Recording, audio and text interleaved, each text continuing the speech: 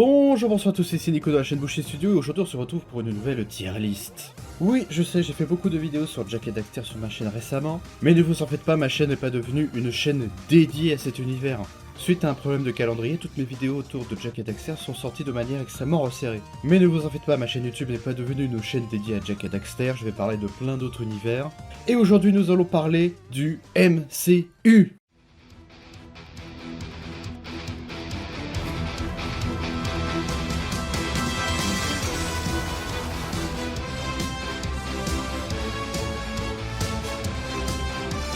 Je me suis rematé récemment toute la phase 1 et aujourd'hui il est temps de les juger. Quelques petits points importants avant de commencer. Je juge les films comme étant des films du MCU, pas comme étant des films de cinéma. Sinon toute la moyenne tournerait autour de B et de C et ça serait pas très intéressant. Pour cette vidéo-ci, je vais aborder que les films de la phase 1.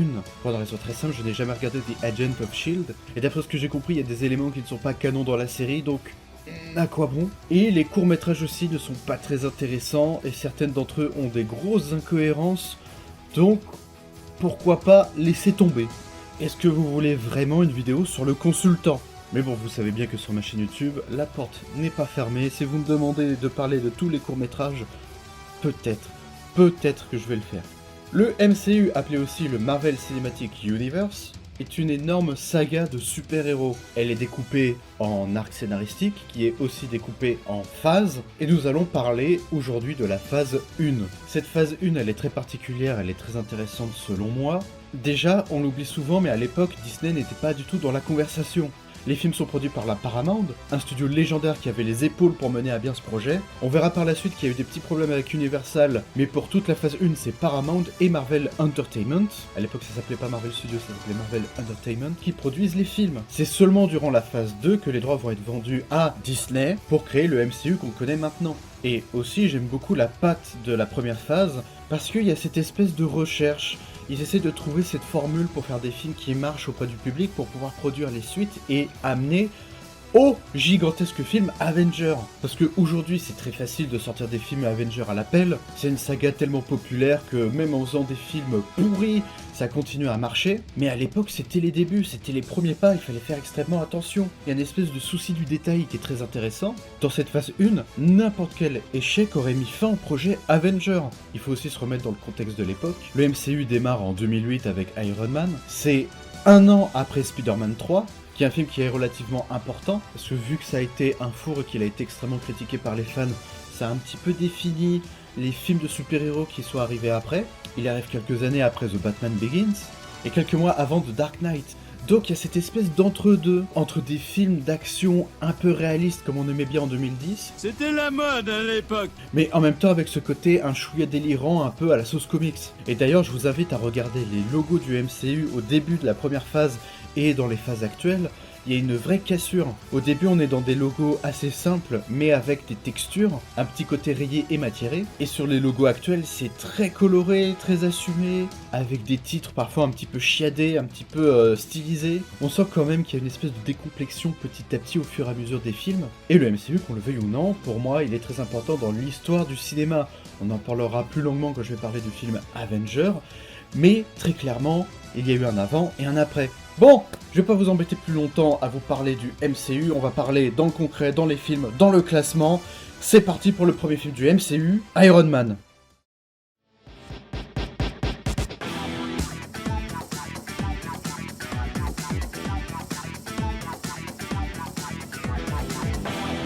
Tony Stark, inventeur de génie, vendeur d'armes et fêtard invétéré, est kidnappé en Afghanistan. Forcé par ses ravisseurs de fabriquer une arme redoutable, il construit en secret un prototype d'armure révolutionnaire qu'il utilise pour s'échapper. Comprenant la puissance de son armure, et marqué par les événements en Afghanistan, il décide de l'améliorer pour créer l'Iron Man et faire régner la justice. Tout ça en abandonnant son activité principale, vendre des armes. Ce film, je lui donne un S.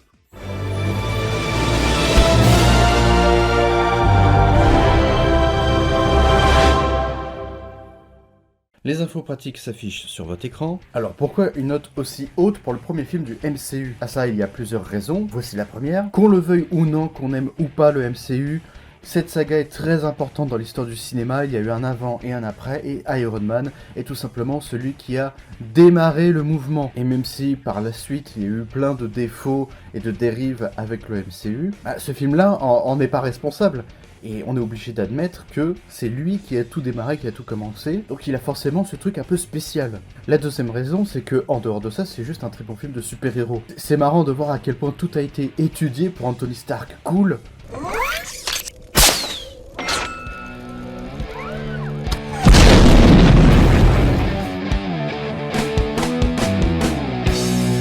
Stark a une personnalité bien à lui, la vision des super-héros était pas la même à l'époque qu'aujourd'hui. À l'époque, les comics essayaient d'avoir leur lettre de noblesse au cinéma, et du coup il y avait un côté très sérieux, comme par exemple dans X-Men, avec cette métaphore autour de la discrimination, etc., et les Spider-Man avec tous ces passages autour des responsabilités.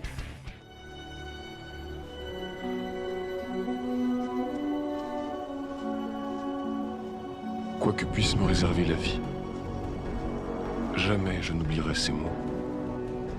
Un grand pouvoir implique de grandes responsabilités. J'ai reçu là un don, une malédiction. Qui je suis? Je suis Spider-Man. On est très loin aussi de l'image des super-héros dans les années 60. Tony Stark est très occupé à sa nouvelle machine pour perforer. J'ai travaillé à cette machine pendant des mois. Mais je n'ai pas encore réussi à la perfectionner. La pression atomique est trop forte. Il n'y a qu'une personne qui puisse continuer ce projet. Ce qui fait que Tony Stark doit disparaître et laisser sa place à l'homme invincible. Monsieur Stark! Monsieur Stark! N'entre pas, Linda, c'est très dangereux. Homme invincible, je dois trouver Monsieur Stark. Où est-il? N'approche pas de cette machine, c'est très dangereux. Ce que je viens de voir est bien plus dangereux. Qu'est-ce que vous avez vu? J'ai vu la bibliothèque publique disparaître. Je te l'ai dit bien des fois, Linda, tu travailles beaucoup trop. Non, non, je le jure. Un bruit intense m'a réveillée. Et lorsque je regardais par la fenêtre, j'ai vu l'édifice disparaître.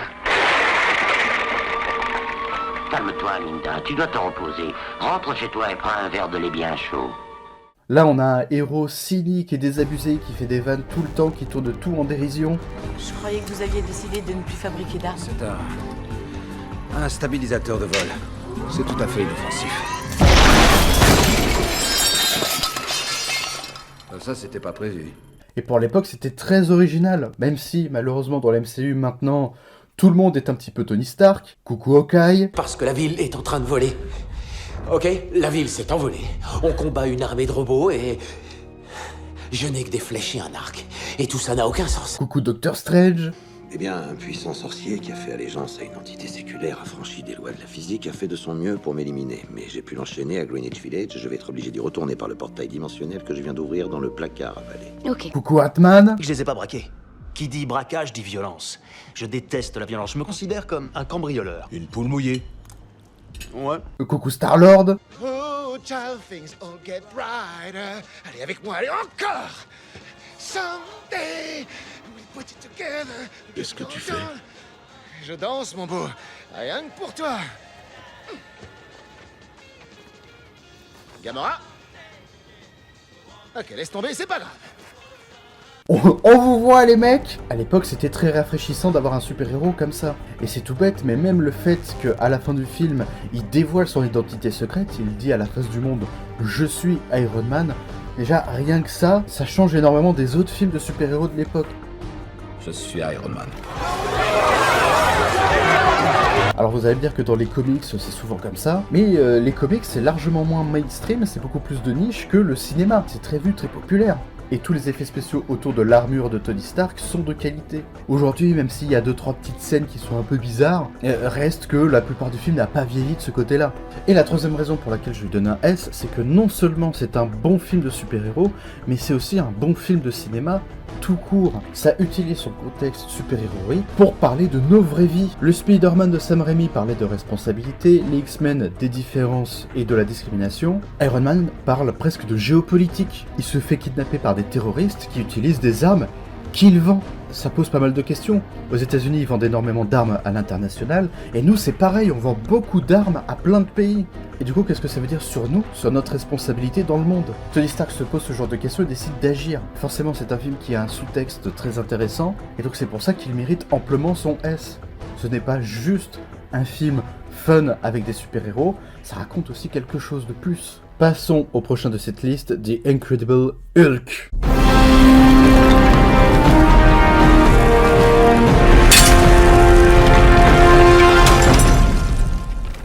Vivant dans l'ombre depuis des années, le scientifique Bruce Banner cherche désespérément un antidote aux radiations gamma qui ont créé Hulk. Cependant, poursuivi par le général Ross, il ne va pas pouvoir rester caché très longtemps. Et l'armée américaine va chercher un moyen d'utiliser Bruce Banner à des fins militaires. Ce film, je suis désolé, je lui donne un C.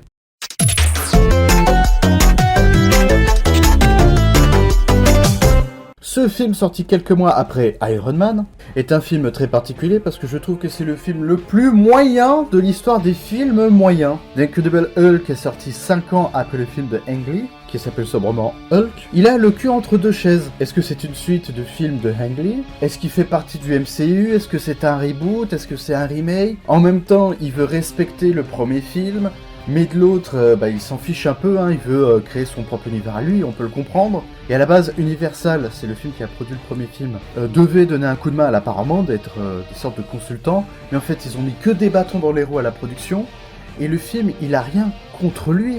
C'est pas un film mauvais, mais il a rien pour lui non plus. Le film de Ang Lee, on peut le critiquer sur énormément de points. Moi, je le trouve intéressant, mais je le trouve un peu difficile à regarder, surtout à cause des transitions movie maker.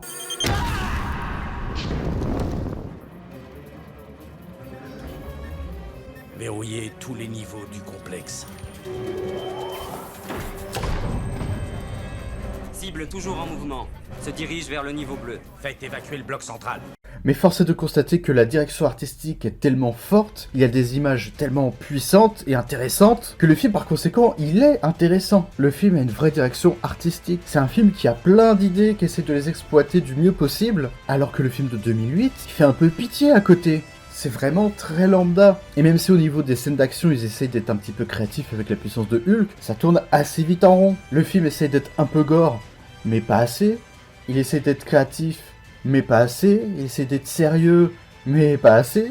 Le film, ce n'est que ça. Le film parle beaucoup, il ne raconte pas grand-chose. On l'oublie souvent à cette époque-là, mais les remakes, les reboots, etc., ça se faisait rarement. Ça existait bien sûr dans quelques sagas, mais disons que le grand public n'y était pas encore habitué. Et c'est ça qui est intéressant avec le MCU, c'est que depuis son arrivée, toutes ces formes de suite ont explosé. Bon, bien sûr, on n'a pas attendu le MCU pour faire plein de remakes, mais c'est vrai que le reboot, c'est un concept qui est très comique, ça s'est fait très souvent dans les BD, et c'est ça qui handicape pour moi un petit peu ce film-là. Comme le public n'était pas habitué au remake et au reboot, ils ont essayé de faire un entre-deux, que cet entre-deux-là ne marche pas.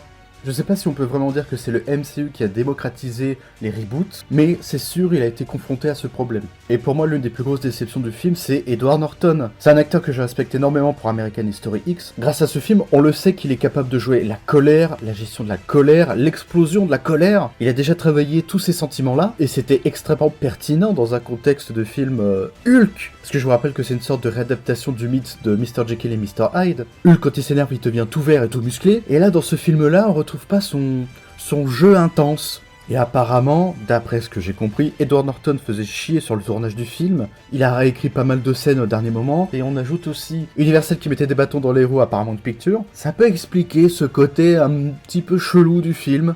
Je me suis rendu compte pendant le montage de cette vidéo que les scènes d'action étaient vraiment brouillonnes. Pour que ce que vous regardez soit agréable, j'y ai ajouté quelques extraits du film. Je voulais surtout comparer les deux Hulk, et c'est à cet instant-là que je me suis rendu compte que les scènes d'action n'allaient pas du tout. La caméra bouge tout le temps, ça coupe toutes les quarts de seconde, et là je vous montre des extraits ralentis pour que vous puissiez vous rendre compte de l'étendue du problème.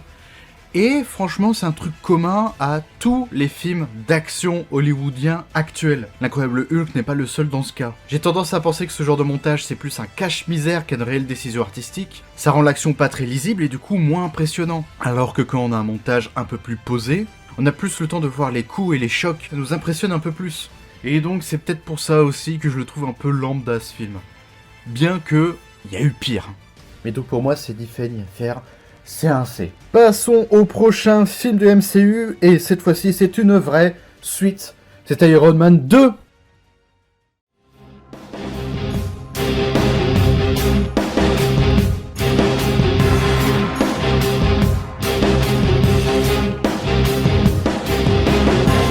Le monde sait désormais que l'inventeur milliardaire Tony Stark est le super-héros Iron Man. Malgré la pression du gouvernement, de la presse et du public, il ne souhaite pas partager sa technologie, ce qui va attiser la haine et la colère de ses rivaux de toujours. Tony va forger une nouvelle alliance et affronter ses nouvelles forces toutes puissantes. Et ce film, je lui donne un B.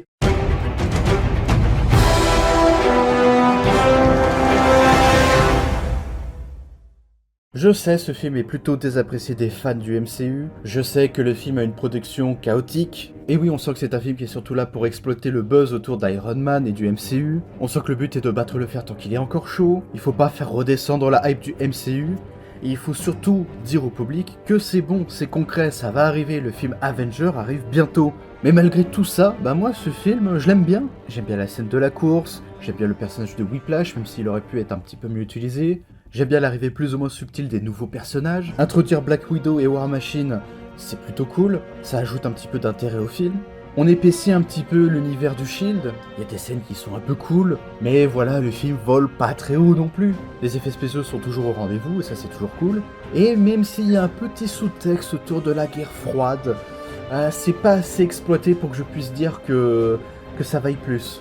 Dans le premier film, tout ce parallèle qu'on pouvait faire avec notre vie, avec les ventes d'armes, etc., était une vraie thématique vraiment appuyée, travaillée, on en parle, etc., etc. Là, la guerre froide, c'est surtout un petit texte pour expliquer les origines de Whiplash, mais ça va pas plus loin. Donc ce film est sympatoche. Est-ce qu'il mérite de se faire insulter? Non. Est-ce qu'il mérite un A ou un S? Pas du tout, je trouve qu'il est très bien à sa place. Et maintenant nous allons parler du petit blondinet que tout le monde adore, l'homme qui met en doute mon hétérosexualité. Je parle bien évidemment de Thor.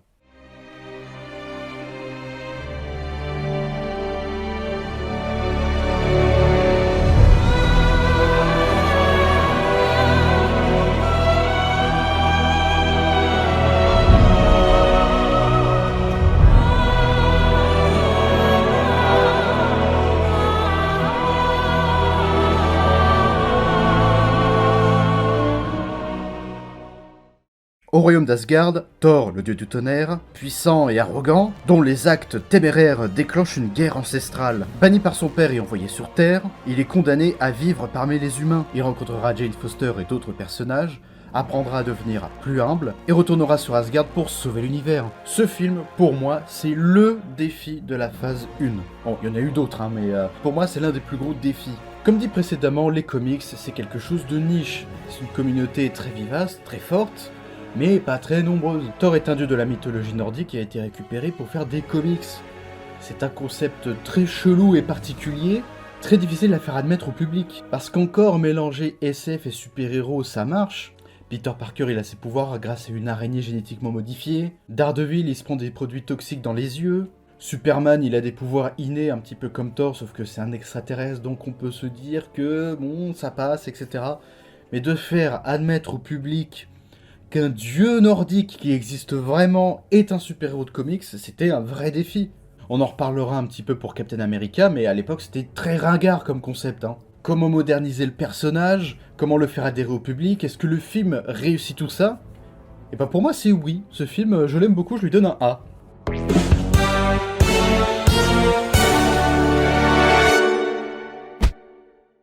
La Paramount Pictures a une excellente idée, c'est de confier ce film à Kenneth Branagh.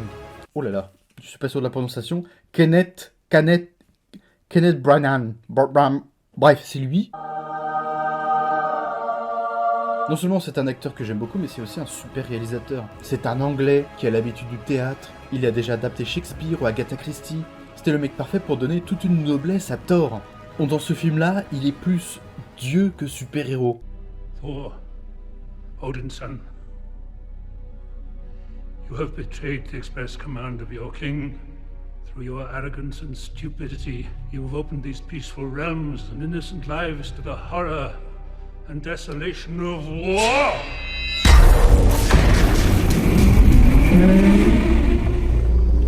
You are unworthy of these realms, unworthy of your title! You're unworthy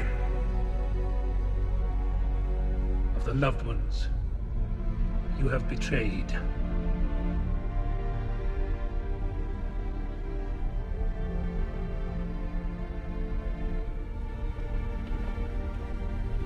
Tout ça mélangé avec l'humour typiquement anglais, ça rend le film très appréciable. Il ressemble beaucoup aux Visiteurs, dans le côté, ce sont des personnages nobles d'une autre époque qui viennent à l'ère moderne, et donc il y a des jeux sur le décalage, etc. C'est assez drôle.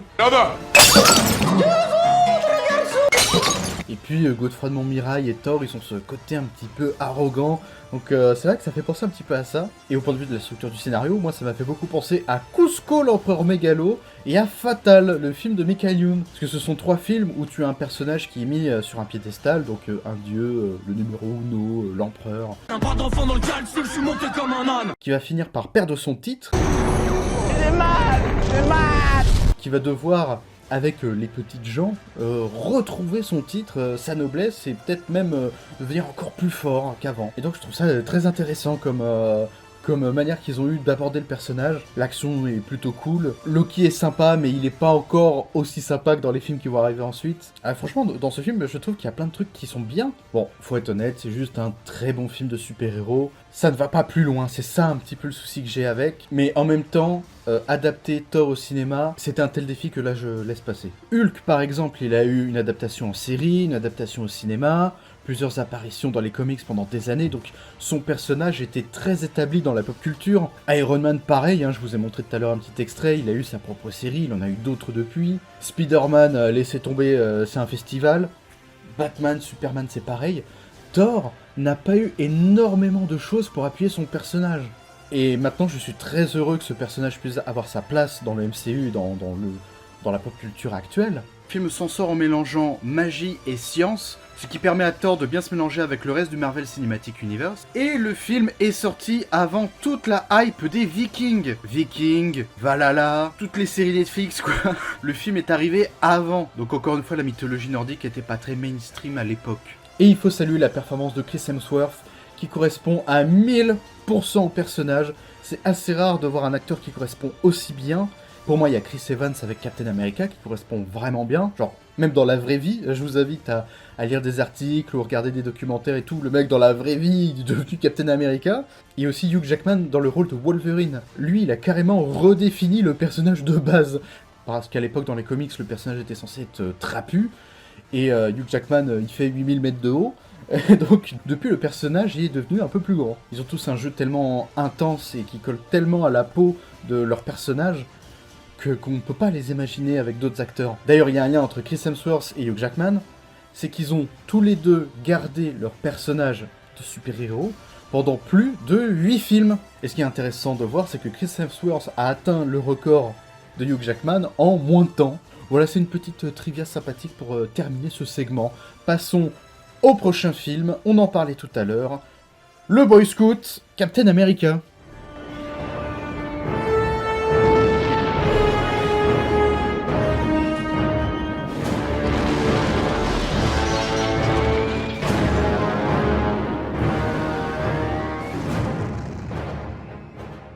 Ce film nous plonge en pleine Seconde Guerre mondiale. Le jeune Steve Rogers, frêle, timide mais engagé, se porte volontaire pour participer à un programme expérimental qui va le transformer en super soldat, connu sous le nom de Captain America. Au début, simple acteur de propagande, il va finir par rejoindre la bataille et se battre contre l'Hydra. Alors ce film pour moi il est un petit peu particulier, je savais vraiment pas quelle note lui donner, et puis j'ai décidé de lui donner un A.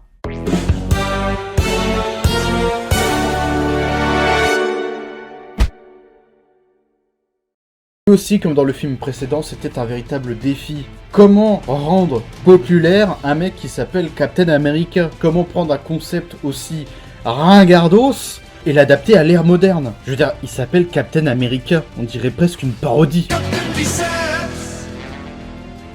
Et même si je pense à titre personnel que la MCU n'a jamais vraiment réussi à le rendre vraiment moderne, reste que ce premier film, je le trouve plutôt sympa. Déjà, moi j'aime bien le contexte de la Seconde Guerre mondiale, j'aime aussi toutes les histoires autour de la propagande, ce que le public sait, ce que nous on sait. Je trouve que c'est toujours un petit peu rigolo et sympathique de travailler ce genre d'idée. Steve Rogers, c'est vraiment un bon gars, c'est le Boy Scout, c'est le mec qui agit dans l'intérêt des autres.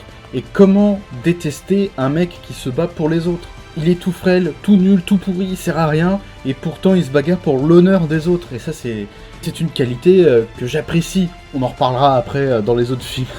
Et même si je me doute que le public américain allait apprécier le personnage, hein, malgré le fait que dans les comics il a eu une très longue carrière avec quelques pauses en tant que nomade, etc., le personnage est toujours resté là parce qu'il y a un noyau dur. Une question subsiste, comment faire adhérer le personnage au reste du monde? Et bah il a tout simplement plein de qualités. Et c'est ça un petit peu le problème que j'ai avec ce personnage, c'est qu'il a plein de qualités, il a pas forcément beaucoup de défauts. Et dans les films suivants, il va avoir des défauts, mais on va dire que c'est plus énervant que des traits de caractère qui t'aident à t'identifier. Voilà. Draguer le public américain avec un personnage comme ça, c'est facile, hein. J'ai pas trop envie d'aller dans les clichés un peu des rednecks très patriotes, mais bon, je sais que ça existe quand même, quoi, on le voit.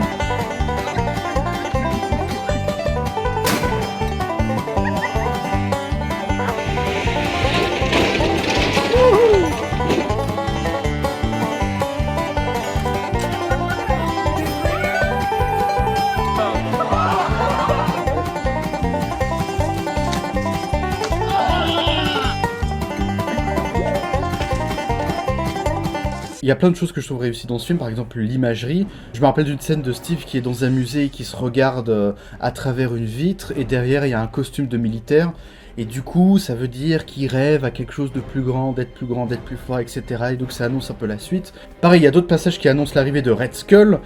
Tout ça c'est dans les images, c'est dans la mise en scène, je trouve ça plutôt intéressant, c'est des petits indices. Le film a quand même étudié un petit peu sa mise en scène pour coller avec le style des années 30-40, donc c'est plein de petits trucs comme ça que ce film est intéressant, et dans tout le MCU, il dénote un peu par son travail, il est un peu unique. Il n'y a pas beaucoup de films qui ont ce travail de mise en contexte. On en reparlera plus tard avec Captain Marvel, qui est un film qui se passe dans les années 90, donc il y a aussi ce travail-là. Mais dans d'autres films, il n'y a pas du tout ce travail de recherche, et du coup ce film est intéressant pour ça. Bon, bien sûr, s'il fallait le comparer à d'autres films de cinéma qui remettent en contexte dans les années 30-40, il ferait pas le figure, bien sûr. Mais bon, dans le contexte du MCU, je trouve qu'il a ce côté un petit peu unique. Il ne faut pas oublier la petite performance qu'a dû faire le film, qui a réussi avec succès de transformer Chris Evans en petit maigrichon. Aujourd'hui, c'est super facile de transformer numériquement un acteur, mais à l'époque, c'était pas si évident, hein. Pour moi, ce qui est bien avec Steve Rogers dans ce film-là, c'est qu'ils ont trouvé vraiment l'équilibre entre le boy scout, gentil pour être gentil, un peu chiant, un peu lisse, et un personnage avec plus de caractère, plus d'attitude. Ils ont trouvé le bon équilibre, et on verra que par la suite, Tonton Boomer ressurgit assez vite, quoi. Donc voilà, pour moi, ce film mérite son A. Maintenant, nous allons passer au film le plus intéressant qui soit, un événement quasi historique dans l'histoire du cinéma, des comics, des super-héros. C'est bien évidemment le film Avenger.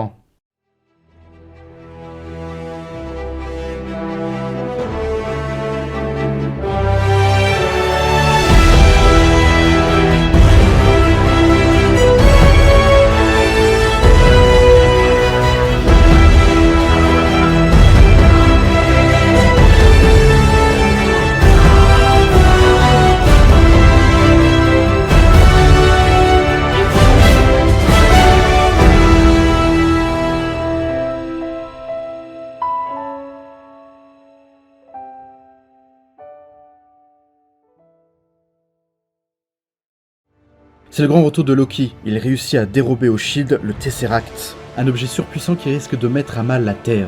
Nick Fury, le directeur du Shield, décide de réunir une équipe de choc. Iron Man, Hulk, Thor, Captain America, Hawkeye et Black Widow. Cette équipe pourra-t-elle sauver le monde? Vont-ils pouvoir coexister? Tout ça vous le saurez en regardant le film Avenger, mais si vous regardez cette vidéo, c'est que vous l'avez probablement déjà vu. Ce film, je lui donne un S.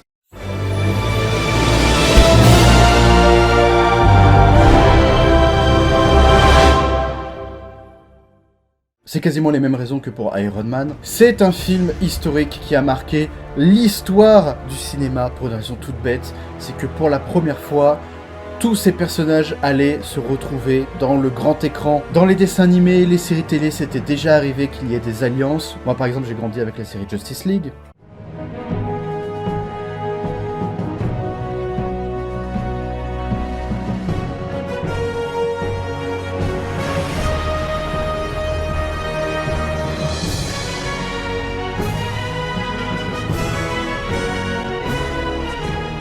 Pareil, Spider-Man, Batman avaient l'habitude de rencontrer d'autres personnages dans leurs aventures, mais là, c'est la première fois qu'au cinéma, on allait tous les voir ensemble. C'était tous des personnages très forts dans les comics et dans la pop culture, mais là, ça a explosé, c'est devenu des vraies icônes. Ces personnages, ils ont bouleversé l'histoire tout simplement parce que d'autres studios vont essayer d'avoir leur univers étendu. Le plus connu, c'est Warner avec le DC Universe, qui vont essayer tant bien que mal de créer la Justice League, mais toujours malheureusement avec un train de retard, et surtout pas aidé par Warner qui passe leur temps à couper les films, enfin bref, ça c'est un autre débat. On a aussi Universal qui a essayé de recréer son univers de monstres, parce que oui, le vrai premier univers étendu, c'est les monstres de chez Universal, c'est Frankenstein, Dracula, etc. Et donc là, les plans c'était de remettre tout ça au goût du jour, sauf que les entrées n'ont pas suivi.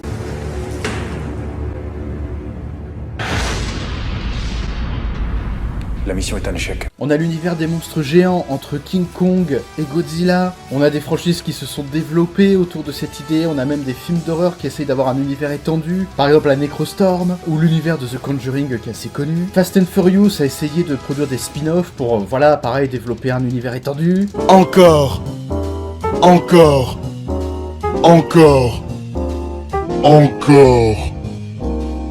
Transformers a fait beaucoup trop de suites pour aller dans cette idée, c'est pour ça qu'il y a aussi un spin-off sur Bumblebee.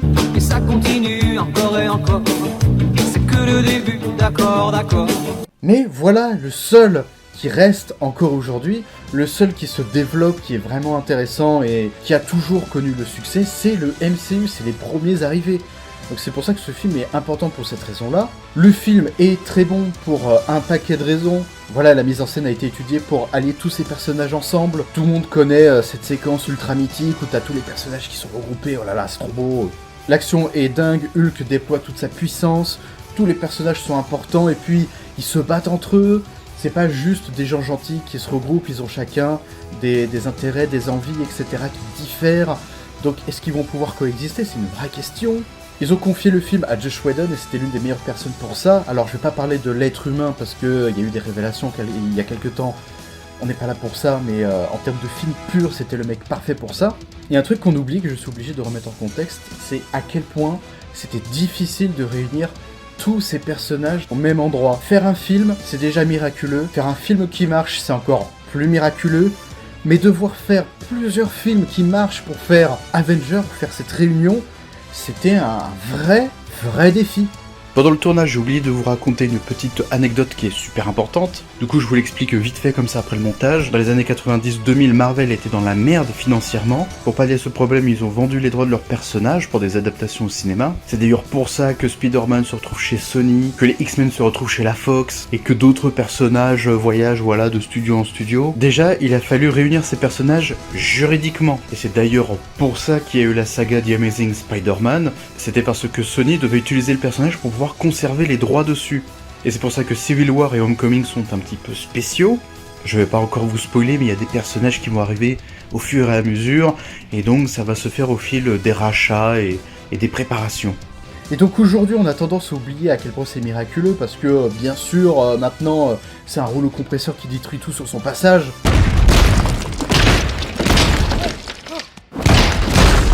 Maintenant, le film existe et je suis très heureux qu'il existe comme ça, de cette manière. Ça a démocratisé beaucoup de choses, les suites, les remakes, les univers étendus. Maintenant, je pense que le grand public est un peu plus patient qu'à une autre époque, qu'ils ont un peu plus envie de fouiller les histoires de chaque perso. Je pense que de ce point de vue-là, le film a fait beaucoup de bien. Il y a un dernier élément sur lequel j'aimerais vous éclairer. Le film a aussi un parallèle avec nos vies. C'est un film qui parle d'union. Le film sort en 2012, presque à peu de choses près, 10 ans après les événements du 11 septembre. Et c'est un événement qui a changé énormément de choses dans le monde, et surtout aux États-Unis. Le peuple était plus ou moins divisé, et avoir des super-héros américains qui peuvent représenter un petit peu le peuple. On verra que cette idée-là sera plus développée dans les autres films avec l'arrivée de personnages noirs, etc. Voir des personnages américains se réunir, je trouve que c'est assez joli vis-à-vis de ce qui s'est passé à New York. Et l'attaque finale, la grande scène de destruction, elle se passe où? Elle se passe à New York. On détruit des bâtiments à New York. Et je pense que ce film fait partie de ces œuvres qui ont permis aux gens de faire un peu leur deuil, de passer à autre chose, à accepter un peu cette tragédie. Alors c'est pas le premier film à avoir fait ça, il me semble qu'il y a un film Transformers qui est arrivé juste avant, je me rappelle plus si c'est le 2 ou le 3, je vérifierai. Mais le film a permis aux Américains d'accepter un petit peu les événements, de passer à autre chose, et c'est pour ça que je trouve qu'il a un truc spécial en plus. Et donc c'est pour ça qu'il mérite son S. Voilà, cette vidéo est terminée. Je sais, ça a été un petit peu long, mais c'est le principe des tier lists. C'est de faire autre chose à côté, d'écouter, machin, etc. Soyez patients, il y aura une tier list sur la phase 2, mais c'est pas pour tout de suite, mais ça arrivera. Donc n'hésitez pas à vous abonner pour ne pas rater cette vidéo. Si ça vous a plu, n'hésitez pas à mettre un like, ça m'aide beaucoup. N'hésitez pas à me mettre aussi un commentaire. Donnez-moi votre avis. Je suis d'accord pour Iron Man, je ne suis pas d'accord pour Thor, j'aurais donné telle note, ça c'est ma tier list, A, B, C, tatati, tatata. Faites comme vous le voulez, faites comme vous le sentez. Moi, non seulement ça m'aide un petit peu pour le référencement, mais en fait c'est pas ça qui me motive, c'est juste, ça me donne de la motivation de savoir que vous réagissez, que ça vous plaît, etc. C'est tout bête, mais ça m'aide, ça me booste. N'hésitez pas à regarder mes autres tier lists, il y a une playlist dédiée, n'hésitez pas à checker la description, vous avez plein de liens vers tout ce que je fais. Merci beaucoup de m'avoir suivi jusqu'au bout, j'ai très envie de faire un truc du style Avenger Rassemblement, tu sais, pour faire une outro un peu rigolote, mais je sens que ça va être très cringe. Donc on va laisser tomber, merci beaucoup à vous, je vous dis au revoir. Hey Bushy Studios, I love you!